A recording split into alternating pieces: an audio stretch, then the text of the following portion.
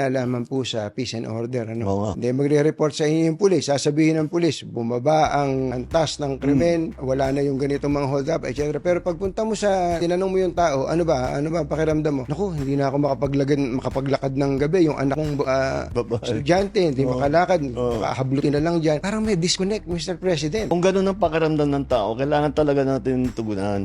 So, ang una namin ginawa, inutusan ko silang ng DILG at saka CPMP. Sinabi ko sa kanila, dapat laging may nakikita na pulis na naglalakad. Opo. Kasi pagtagal ng panahon, nakikilala mo na yun eh. Opo. Di kang maging kaibigan yung pulis para pag nakita, may safe kami rito. Nandyan si Sergeant ganito, ganyan eh. Kailangan ang pakiramdam ng tao, laging may pulis dito. Opo. Pag may pumutok dito, may tatakbo niya, wala pang 5 minutes, sinatanong ko ano yung nangyari dito. Yun ang dapat mangyari. Police visibility. Tapos Visibility.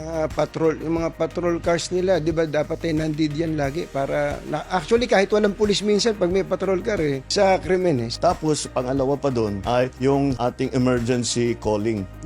Di ba meron tayo iba-iba eh. Bawat bayan, 119. 119, 911, 999, kung ano-ano. Opo. Gagawin namin isa.